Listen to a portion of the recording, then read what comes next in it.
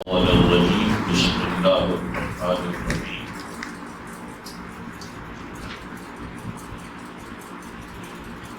ومن حيث خرجت فول وجهك شطر المسجد الحرام وإنه للحق من ربك وما الله بغافل عما تعملون۔ اللہ تبارک و تعالی نے ارشاد فرمایا وَمِنْ حَيْثُ خَرَجْتَ فَوَلِّ وَجْهَكَ شَطْرَ الْمَسْجِدِ الْحَرَامِ، اور جہاں سے آؤ اپنا منہ مسجد حرام کی طرف کرو۔ جس طرف سے بھی آؤ اپنا چہرہ جو ہے وہ مسجد حرام کی طرف ہی کرنا ہے، بیت اللہ شریف کی طرف ہی کرنا ہے، کسی اور سمت چہرہ نہیں کرنا ہے۔ اسی لیے نماز کے اندر منہ کا قبلے کی طرف کرنا یہ شرط ہے۔ اگر کوئی آدمی جان بوجھ کر منہ قبلہ شریف سے پھیر دیتا ہے تو اس شخص کی نماز نہیں ہوتی ہے۔ اور یہ بات بھی یاد رکھیے کہ انسان اگر جو ہے منہ قبلہ شریف کی طرف کرتا ہے اور اس آدمی کی نیت ارادہ نہیں ہوتا قبلے کی طرف منہ کرنا، پھر بھی اس شخص کی نماز نہیں ہوگی۔ اگر کسی شخص نے سوچ و بچار کی جو ہے وہ نظر دوڑائی کہ میرا منہ قبلے کی طرف ہو جائے، مسجد میں نہیں تھا، کسی صحرا کے اندر تھا یا جنگل کے اندر تھا، تو اس نے سوچ و بچار کر کے تب و دو کر کے منہ کو قبلہ کی طرف کیا، لیکن کسی آدمی نے اس کو خبر دی حالت نماز کے اندر ہی کہ بھائی تیرا منہ قبلے کی طرف نہیں ہے، قبلہ دوسری سمت ہے، تو اس کے لیے حکم ہے کہ وہ وہیں پہ سلام پھیرے اور دوبارہ نماز شروع سے پڑھے اور دوبارہ نماز کو شروع کرے اور منہ قبلہ کی طرف کرے جس سے قبلہ ہے۔ تو اللہ رب العالمین بیان فرما رہا ہے کہ تم جہاں سے بھی آؤ تو اپنا منہ مسجد حرام کی طرف کرو۔ وَإِنَّهُ لَلْحَقُّ مِن رَبِّكَ، اور وہ ضرور تمہارے رب کی طرف سے ہے، یعنی یہ جو حکم ہے یہ تمہارے رب کی طرف سے ہے، اور قبلہ کو بیت اللہ شریف کو قبلہ بنانا، اس کی طرف منہ کرنا یہ حق بات ہے اور ہے بھی تمہارے رب کی طرف سے۔ وَمَا اللَّهُ بِغَافِلٍ عَمَّا تَعْمَلُونَ، اور نہیں ہے اللہ غافل اس سے جو تم کرتے ہو، جو تم بھی کرتے ہو اللہ تعالیٰ اسے غافل نہیں ہے۔ آگے فرمایا وَمِنْ حَيْثُ خَرَجْتَ فَوَلِّ وَجْهَكَ شَطْرَ الْمَسْجِدِ الْحَرَامِ، اور اے محبوب تم جہاں سے آؤ اپنا منہ مسجد حرام کی طرف کرو۔ وَحَيْثُ مَا كُنْتُمْ فَوَلُّوا وُجُوهَكُمْ شَطْرَهُ، اور اے مسلمانوں تم جہاں کہیں ہو اپنا منہ اسی کی طرف کرو۔ کس کی طرف؟ یعنی بیت اللہ شریف کی طرف ہی اپنا منہ کرو۔ لِأَلَّا يَكُونَ لِلنَّاسِ عَلَيْكُمْ حُجَّةٌ، تاکہ لوگوں کو تم پر کوئی حجت نہ رہے، تم پر کوئی آدمی جو ہے وہ حجت اور دلیل نہ بنا سکے۔ فرمایا إِلَّا الَّذِينَ ظَلَمُوا مِنْهُمْ، مگر جو ان میں سے ناانصافی کریں، فَلَا تَخْشَوْهُمْ، نہ تم خوف کرو ان سے، وَخْشَوْنِي، اور خوف کرو تم مجھ سے۔ کسی آدمی سے نہ ڈرو، اپنے رب سے ڈرو۔ تو فرمایا کہ وَلِأُتِمَّ نِعْمَتِي عَلَيْكُمْ، تاکہ مکمل کروں میں اپنی نعمت کو تم پر، اس لیے کہ میں اپنی نعمت تم پر پوری کروں، وَلَعَلَّكُمْ تَهْتَدُونَ، تاکہ تم جو ہے وہ ہدایت والے ہو جاؤ۔ اس رکوع کے اندر 3 مرتبہ قبلہ کی تبدیلی کا حکم آیا ہے، 3 بار قبلہ کی تبدیلی کا حکم آیا۔ اللہ رب العالمین نے فرمایا مسجد حرام کی طرف منہ کرو، مسجد حرام کی طرف منہ کرو، مسجد حرام کی طرف منہ کرو۔ وجہ کیا ہے؟ ایک ہی بار آ جاتا تو کافی تھا۔ علماء نے اس کی بہت ساری وجوہات لکھی ہیں اور بہت ساری وجوہات بیان فرمائی ہیں۔ پہلی وجہ تو یہ بیان فرمائی ہے کہ جو پہلی مرتبہ حکم آیا ہے مسجد حرام کی طرف منہ کرنے کا، اس کے اندر نبی رحمت صلی اللہ علیہ وسلم کی عزت، عظمت اور شان کو ظاہر کیا جا رہا ہے۔ اور دوسری آیت کریمہ، دوسری مرتبہ جو حکم آیا ہے تو اللہ تبارک و تعالی نے اس کے اندر جو ہے وہ مسلمانوں اور مومنین کے لیے یہ جو ہے حکم دیا ہے کہ کوئی بھی ایسا مومن نہیں جس کے لیے قبلے 2 ہوں، بلکہ ہر کسی کے لیے قبلہ ایک بیت اللہ ہی ہے۔ اور تیسری آیت کریمہ کے اندر جو حکم آیا کہ بیت اللہ کی طرف منہ کرو، تو یہ اللہ تبارک و تعالی بیان فرما رہے ہیں یہودیوں کو بھی اور عیسائیوں کو بھی اور باقی جتنے مذاہب کے لوگ ہیں کہ تم میں سے کوئی آدمی بھی مسلمان ہوئے تو اس کو چاہیے کہ وہ سارے کے سارے بیت اللہ کی طرف ہی منہ کرے۔ کیوں؟ اس لیے کہ ہر قوم کے لیے علیحدہ علیحدہ قبلہ تھا، تو اللہ رب العالمین نے فرمایا مسلمان جو بھی ہوگا، جو بھی مومن ہوگا، ایمان لائے گا، تو اس کا منہ جو ہے وہ قبلہ کی طرف کرنا لازم اور ضروری ہے۔ دوسری وجہ یہ لکھی ہے علماء نے کہ 3 مرتبہ حکم آیا تو کیوں؟ اس لیے کہ جو نمازی ہیں ان کی 3 حالتیں ہیں، نماز پڑھنے والے بندوں کی 3 حالتیں ہیں۔ کچھ وہ لوگ ہیں جو عین مسجد حرام میں کھڑے ہوتے ہیں، یعنی بیت اللہ کے ارد گرد نماز پڑھ رہے ہوتے ہیں، اور کچھ وہ ہیں جو مسجد حرام میں تو نہیں لیکن مکہ المکرمہ میں نماز پڑھتے ہیں، اور کچھ وہ ہیں جو مکہ المکرمہ میں بھی نہیں، مسجد حرام میں بھی نہیں ہے، مکہ المکرمہ میں بھی نہیں ہے، ارد گرد ہے، جیسے یہ پاکستانی کے دوسرے ممالک کے لوگ ہیں۔ تو فرمایا کہ پہلی آیت کریمہ کے اندر اللہ رب العالمین نے مسجد حرام میں نماز پڑھنے والوں کو حکم دیا کہ تم میں سے کسی آدمی کا رخ دائیں بائیں نہیں ہونا چاہیے، یا سمت کی طرف نہیں، عین بیت اللہ کی طرف ہونا چاہیے۔ جیسا کہ آپ نے دیکھا ہوگا کہ حرم شریف کے اندر جب نماز پڑھتے ہیں تو لینیں ایسے گول دائرے میں ہوتی ہیں، دائرہ کے اندر ہوتی ہیں۔ دائرہ کے اندر کیوں ہوتی ہیں؟ اس لیے کہ حکم شرعی ہے کہ جتنے بھی لوگ حرم شریف کے اندر کھڑے ہیں ان سب کا منہ عین قبلہ کی طرف ہونا چاہیے۔ یہ نہیں ہے کہ قبلہ اس سائڈ میں ہے تو ایسے سیدھی لائن بن جائے اور سمت قبلہ کی طرف منہ، ایسا حکم نہیں ہے ان کے لیے۔ ان کے لیے حکم ہے کہ عین کعبے کی طرف منہ کریں۔ تو اس لیے پہلی آیت کریمہ ان لوگوں کے لیے ہے۔ دوسری آیت کریمہ جو ہے جو مکہ المکرمہ میں رہتے ہیں تو ان کے لیے ہے کہ وہ بیت اللہ شریف کی طرف منہ کریں۔ اور تیسرا جو حکم ہے وہ جو مضافات میں ارد گرد رہتے ہیں تو ان کے لیے ہے کہ وہ سمت قبلہ کی طرف منہ کریں، سمت قبلہ کی طرف منہ کریں۔ کیا مطلب؟ یعنی اب پاکستان مشرق میں ہے تو ان کو حکم ہے کہ یہ مغرب کی طرف منہ کریں، جو بیت اللہ شریف کے جنوب میں ہیں ان کو حکم ہے کہ وہ شمال کی طرف منہ کریں، جو بیت اللہ شریف سے مغرب میں ہیں ان کو حکم ہے کہ وہ بیت اللہ شریف والی سمت مشرق میں منہ کریں، جو شمال میں ہے ان کو حکم ہے کہ وہ جنوب کی طرف منہ کریں، یعنی بیت اللہ شریف جنوب کی طرف ہے، عین بیت اللہ کی طرف نہیں بلکہ سمت بیت اللہ کی طرف منہ کریں۔ اور علماء نے یہ بھی بیان کیا ہے کہ یہاں پہ ایک اعتراض ہوتا ہے، اس کا جواب بھی سنیے۔ اعتراض یہ ہوتا ہے کہ جو ہمارا منہ تو پھر سمت قبلہ کی طرف ہوا، یعنی جس سمت میں قبلہ ہے ہمارا منہ عین قبلہ کی طرف تو نہ ہوا، عین قبلہ کی طرف تو نہ ہوا، تو پھر حکم تو یہ ہے کہ بیت اللہ شریف کی طرف منہ کرنا چاہیے، عین قبلہ کی طرف۔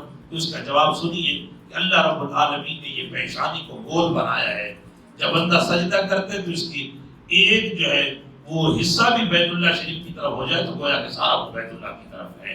سمجھ لگی ہے؟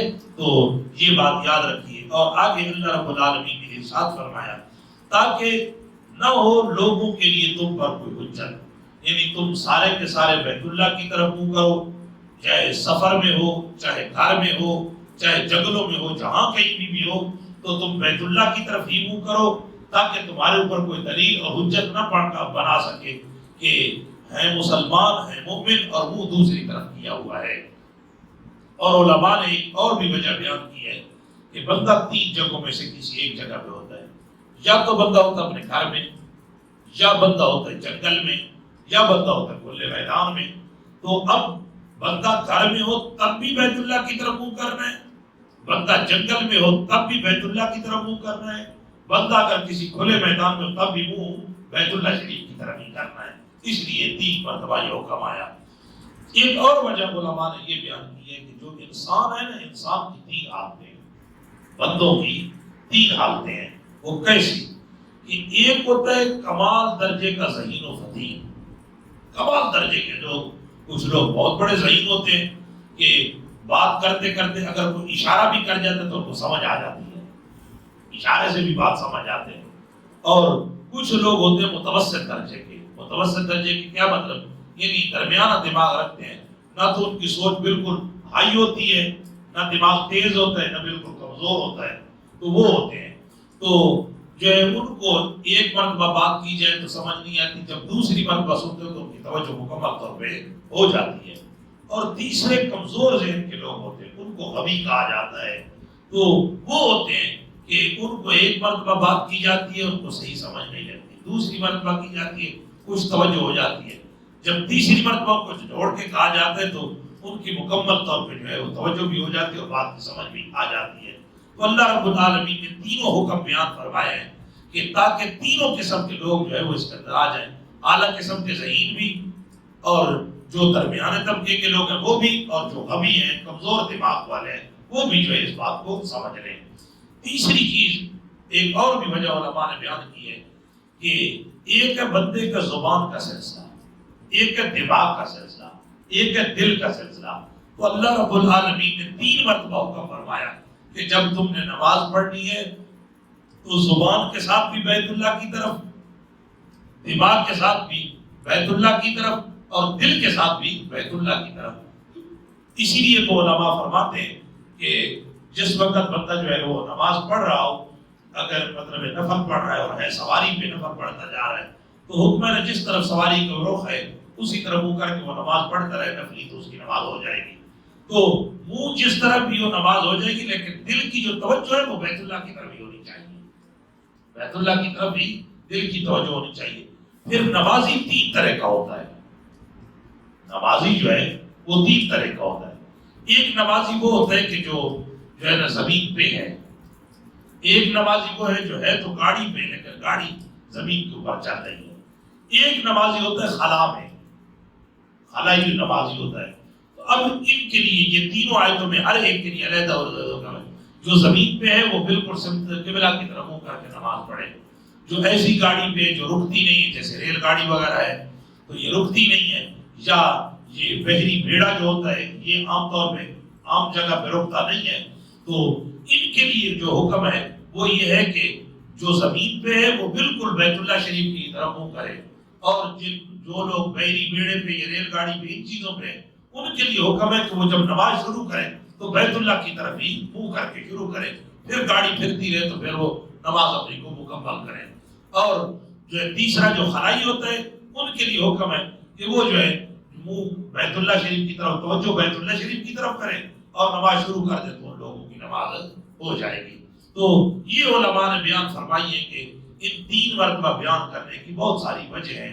تو بہرحال آگے ارشاد فرمایا فلا تخشوهم واخشونی، تم کسی سے نہ ڈرو، یعنی جو مومن ہو بیت اللہ شریف کی طرف منہ کرنے والا ہو، کعبہ شریف کو اپنا قبلہ ماننے والا ہو، اس کو چاہیے کہ وہ کسی سے ڈرے نہیں۔ مومن کی شان بھی یہی ہے کہ مومن کسی سے نہیں ڈرتا سوائے اپنے رب کے، اللہ کے علاوہ کسی سے نہیں ڈرتا، اور جو رب سے ڈرتا ہے کسی اور سے نہیں ڈرتا، اللہ تعالیٰ اس کے اوپر اپنی تمام نعمتیں مکمل فرما دیتا ہے۔ جیسا کہ کتابوں کے اندر آتا ہے کہ حضرت ذوالنون مصری علیہ الرحمہ تشریف فرماتے کہ آپ کے پاس جو ہے ایک بزرگ تشریف لائے اس حال میں کہ وہ شیر کے اوپر چڑھے ہوئے ہیں، حضرت سری سکتی علیہ الرحمہ شیر کے اوپر چڑھے ہوئے ہیں، اور شیر کو ہانکنے کے لیے اپنے ہاتھ میں چابک جو پکڑا ہوا ہے، کیونکہ سواری پہ بندہ چڑھتا ہے تو اس کو مارنے کے لیے کوئی نہ کوئی چھڑی یا کوئی رسی یا چابک نما کوئی چیز ہوتی ہے، تو شیر کو چلانے کے لیے جو چابک ہے وہ حضرت سری سکتی کے پاس سانپ ہے، سانپ کو چابک بنایا ہوا ہے۔ اب دونوں چیزیں، انسان کی دشمن، سانپ بھی دشمن، اور سانپ سے بھی خوف زدہ بندہ ہوتا ہے، شیر سے بھی خوف زدہ ہوتا ہے۔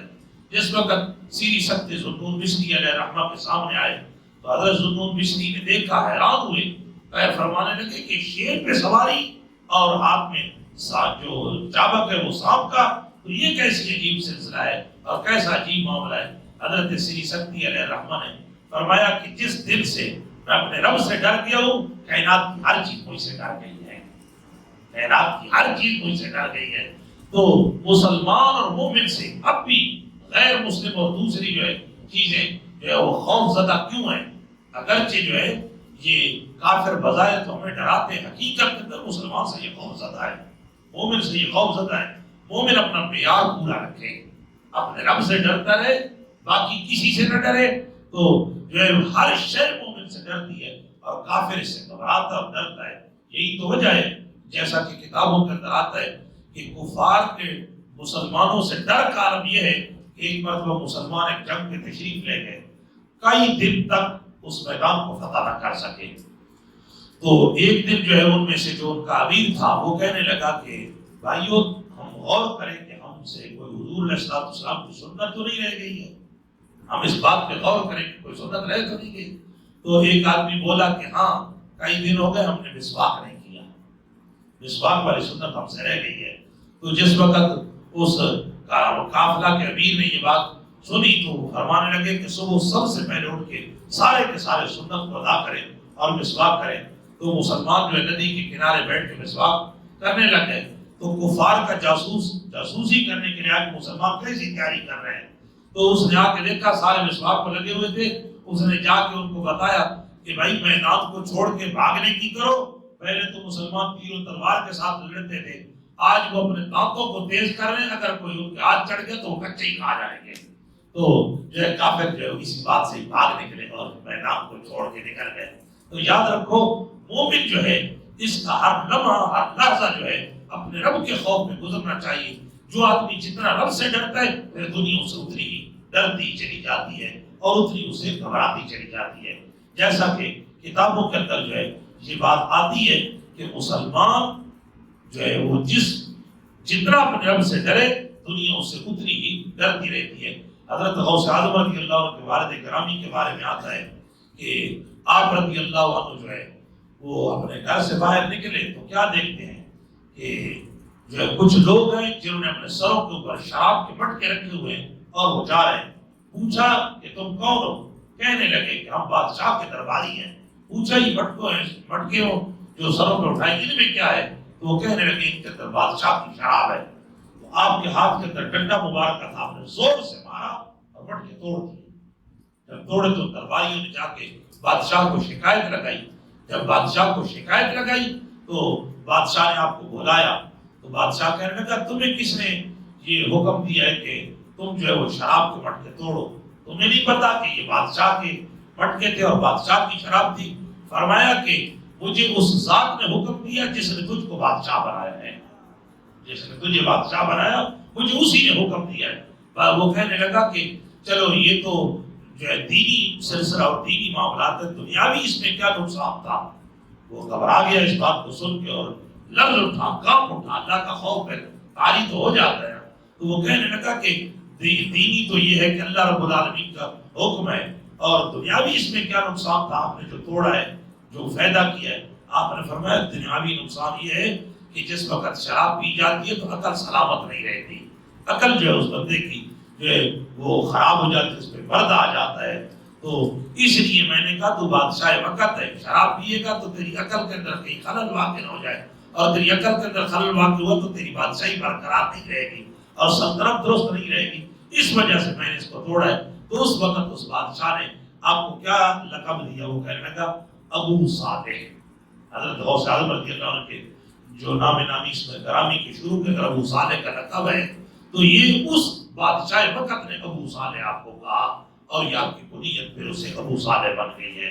تو یاد رکھیے انسان کے دل کے اندر اپنے رب کا خوف ہونا چاہیے، اور جس بندے کے دل کے اندر رب کا خوف ہوتا ہے وہ جھوٹ نہیں بولتا، وہ فراڈ نہیں کرتا، دغا بازی نہیں کرتا، کسی کے اوپر ظلم نہیں کرتا ہے، جو ہے ہمہ قسمی معاملات کے اندر دیکھتا ہے کہ بھائی میرے اس کے اندر میرے رب کا حکم کیا ہے۔ کیوں؟ اس لیے کہ بندے کو پتا ہے کہ میں جہاں کہیں بھی بھاگ لوں آخر ایک دن میں نے رب کی پکڑ میں آنا ہی آنا ہے، میں نے اپنے رب کے حضور سامنے ہونا ہی ہونا ہے۔ اور جس بندے کے دل کے اندر یہ بات ہوتی ہے نا کہ میں نے اپنے رب کے حضور حاضر ہونا ہے، وہ کبھی بھی دائیں بائیں آگے پیچھے معاملات نہیں کرتا، بلکہ جو بھی معاملہ کرتا ہے وہ اس انداز سے کرتا اور اس طریقے سے کہ میرا رب مجھے دیکھ رہا ہے۔ حضرت ابراہیم بن ادم رحمۃ اللہ تعالی علیہ کے بارے میں آتا ہے کہ آپ کو ایک نوجوان آیا آپ کے پاس اور آ کے کہنے لگا حضور مجھے کوئی نصیحت فرمائیے کہ میرے دل سے جو ہے وہ گناہ نکل جائے اور میں گناہ سے بچ جاؤں۔ آپ نے فرمایا بھائی جب گناہ کرنے لگے تو گناہ کرنا یہ رب کی نافرمانی ہے، اللہ کی نافرمانی اگر تو نے کرنی ہے تو اتنا کر کہ رب کا جو ہے خیال کر، اس کے سامنے نہ کر، اس کی نافرمانی کرنی ہے اس کے سامنے نہ کر۔ تو وہ کانپ گیا اور گھبرا گیا اور کہنے لگا ایسا تو نہیں ہو سکتا کہ میں رب سے چھپ کے کروں، اللہ تو ہر جگہ موجود ہے۔ تو پھر آپ نے فرمایا اگر یہ بات ہے تو پھر رب کی نافرمانی کرنی ہے تو اس کا کھانا چھوڑ دے۔ تو وہ کہنے لگا یہ بھی نہیں ہو سکتا کہ میں اس کا کھانا چھوڑ دوں۔ تو آپ نے فرمایا پھر اس کی نافرمانی کرنی ہے تو اس کی زمین پہ نہ کر، کیونکہ زمین بھی اسی کی ہے، اس پہ وہ کہنے لگا ایسا بھی نہیں ہو سکتا، آپ نے فرمایا اگر یہ نہیں نہ کر سکتا ہے تو پھر عذاب کے لیے تیار ہو جا، پھر اس کی پکڑ جو ہے وہ بہت سخت ہے، جیسا کہ اللہ فرماتا ہے کہ ان ربک بد شدید، کہ تیرے رب کی پکڑ جو ہے وہ بہت ہی سخت ہے۔ تو اللہ کی پکڑ سے انسان کو ڈرنا چاہیے، وہ خالق و مالک ہے، جب پکڑنے پہ آئے تو پھر کوئی چھڑانے والا نہیں ہے۔ اسی لیے اللہ فرما رہا ہے کہ تم فلا تخشوہم، کسی سے نہ ڈرو، واخشونی، مجھ سے ڈرو۔ اور جو آدمی رب سے ڈرتا ہے اللہ اپنی نعمتوں کو اس کے اوپر مکمل فرماتا ہے، اللہ اس کے اوپر اپنی نعمتیں فرماتا ہے، کرم نوازی ہے۔ کیسے دنیا کے اندر ہر شے عطا کرتا ہے، اور دنیا کے اندر ہر کسی کے اوپر روب اور دبدبہ باقی ہوتا ہے، اور آخرت قبر کے اندر جائے گا تو اللہ رب العالمین اس کی قبر کو آباد کرے گا، اور آخرت کے اندر اٹھے گا تو اللہ اسے جنت عطا فرمائے گا۔ اور فرمایا لعلکم تہتدون، تاکہ تم ہدایت والے ہو جاؤ۔ اللہ تعالیٰ ہم سب کو قرآن سمجھنے